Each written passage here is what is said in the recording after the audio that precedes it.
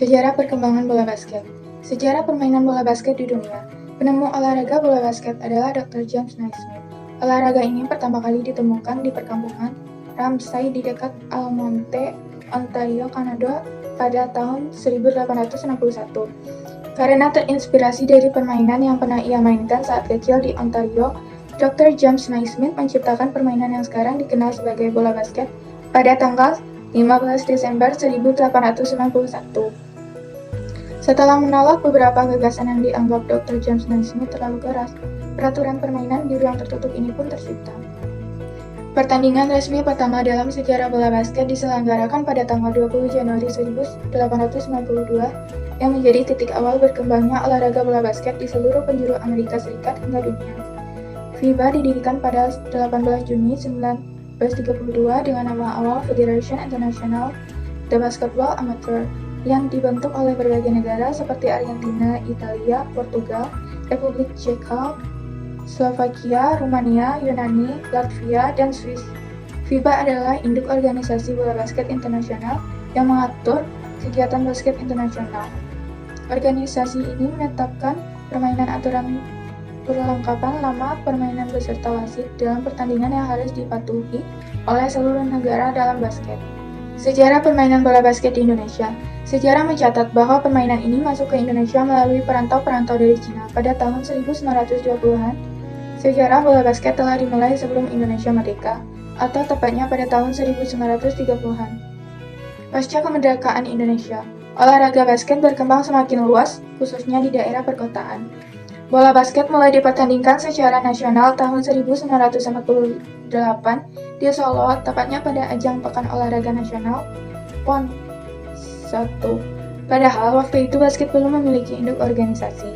Setelah bola basket masuk sebagai cabang olahraga PON 1, olahraga ini kembali dipertandingkan pada PON 2 pada 1951 yang diperluas skupnya untuk dimainkan tim putra dan putri secara terpisah.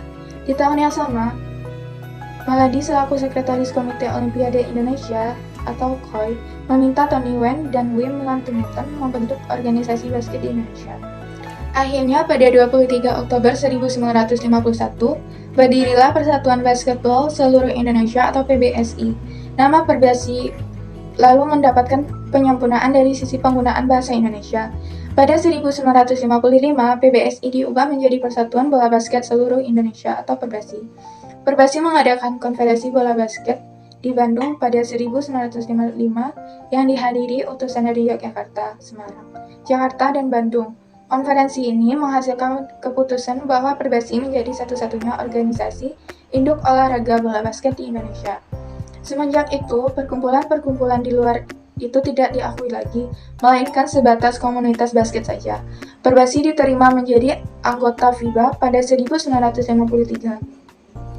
Dan kali pertama mengirim tim bola basket di kancah internasional pada Asian Games Manila pada 1954.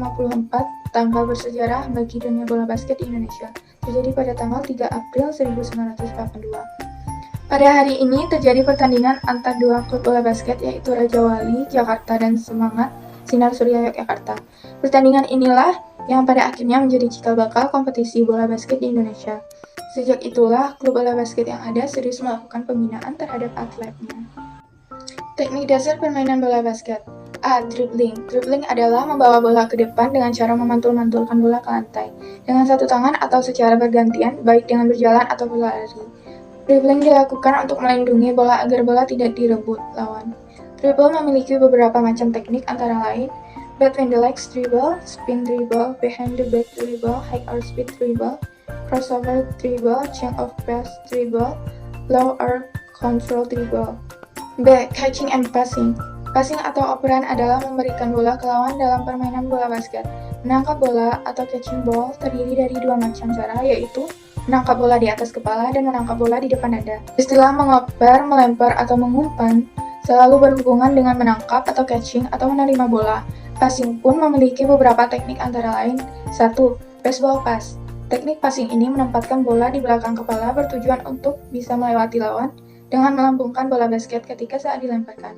Teknik baseball pass merupakan teknik umpan jarak jauh yang biasa dilakukan ketika jarak berada di setengah lapangan bola basket. Yang kedua, chest pass, umpan setinggi dada. Chest pass atau yang sering juga disebut dengan operan dada, yaitu mengumpan ke arah dada lawan. Yang ketiga, bounce pass, umpan pantul. Umpan pantul merupakan teknik mengumpan dengan memantulkan bola basket ke arah lantai dan harus Anda pastikan titik pantul untuk melakukan teknik umpan. Pantul ini dari bola berada 3/4 dari jarak pengumpan bola. Umpan jenis ini sangat efektif digunakan untuk mengelabui lawan. Keempat, overhead pass, umpan di atas kepala. Umpan ini dilakukan dengan menempatkan bola di atas kepala dan dilempar dengan kedua tangan.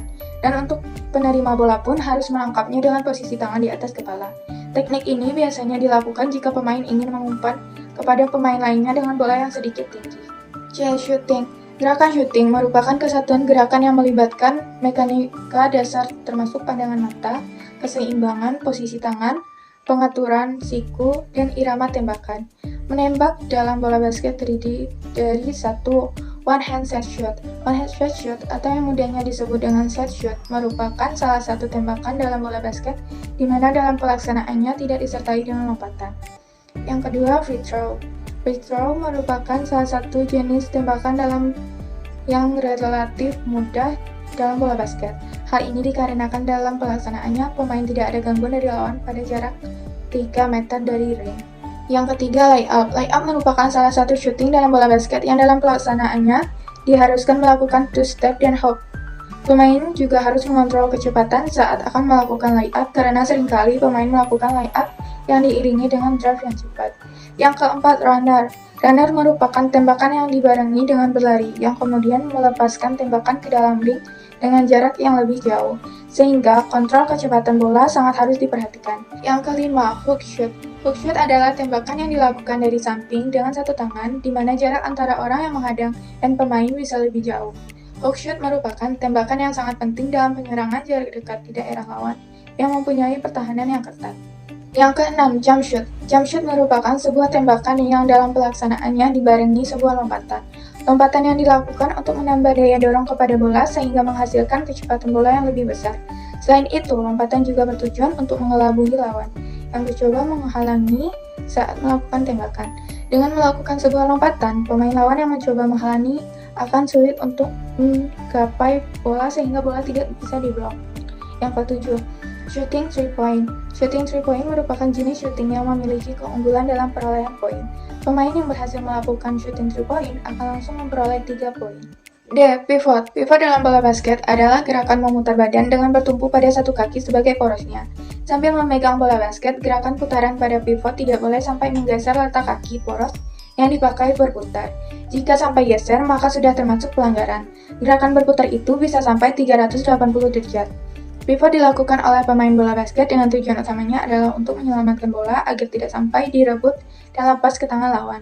Teknik pivot dibagi menjadi dua, yakni pivot ke depan badan dan ke belakang badan.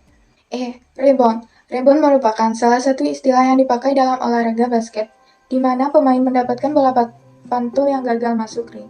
Para pemain yang biasanya melakukan rebound adalah mereka yang berada di sisi power forward juga center.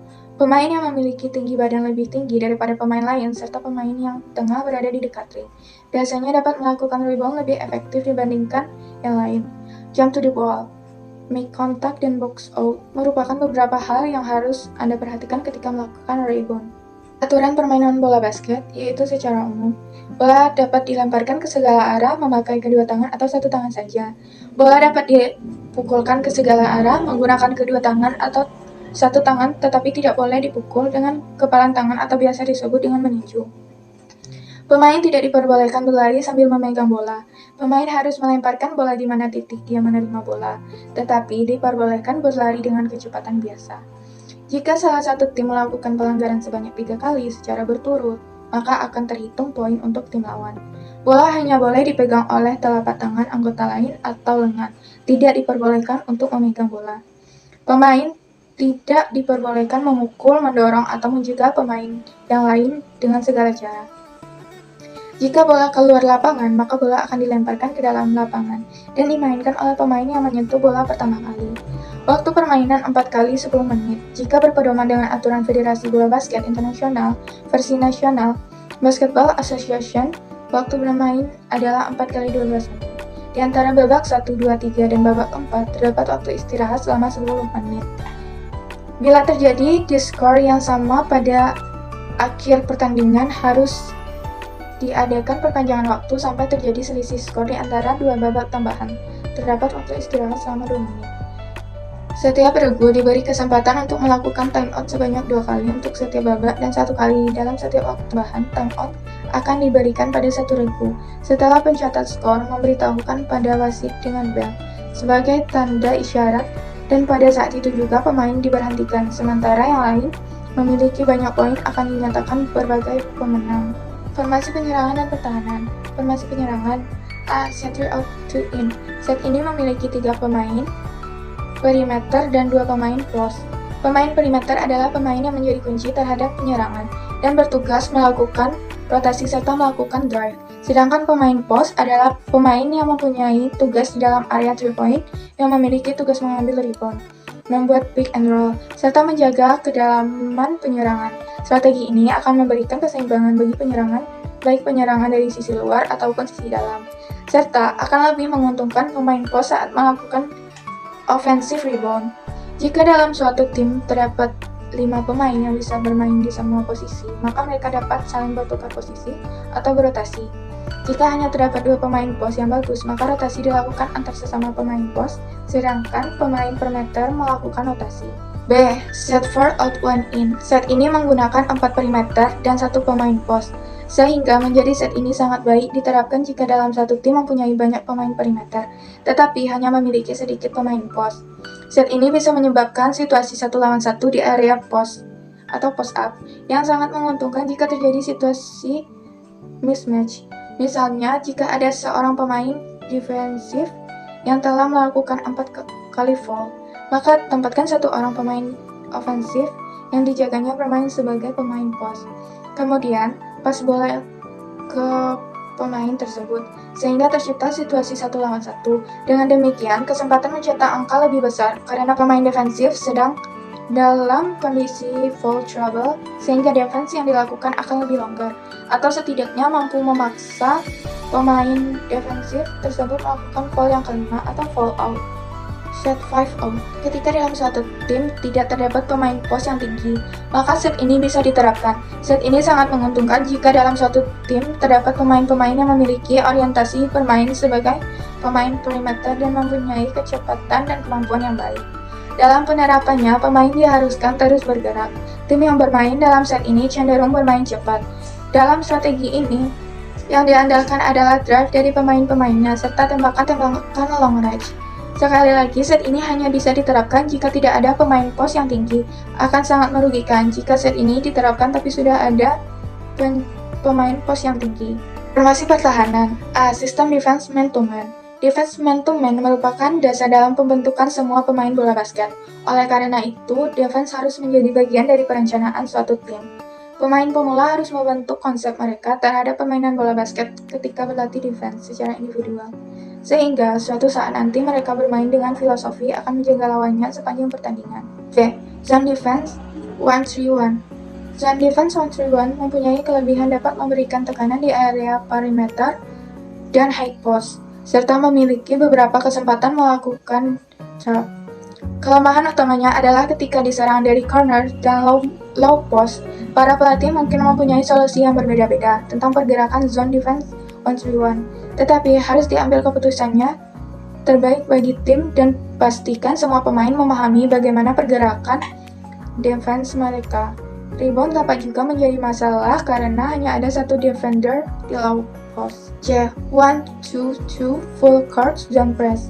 1-2-2 zone press yang merupakan jenis zone press defense yang mudah untuk diajarkan dan juga aman untuk diterapkan dalam suatu pertandingan karena menempatkan beberapa pemain yang selalu menjaga di daerah belakang untuk mencegah layup lawan. Ada beberapa variasi untuk jenis zone press defense ini.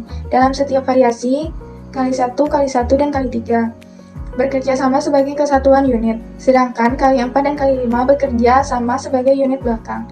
Sebagaimana jenis zone press defense lainnya, usahakan selalu mencegah bola berada di bagian tengah lapangan. Paksa lawan memainkan bola di sepanjang sideline. 80 merupakan press yang diterapkan mulai 3/4 lapangan dengan trap yang dilakukan di wilayah backcourt lawan. 70 merupakan press dengan tingkat tekanan menengah yang dirancang untuk mengendalikan tempo pertandingan. 78 terlihat seperti 70 dengan tingkat tekanan menengah tetapi kemudian menerapkan trap yang agresif ketika bola melewati garis half court di corner.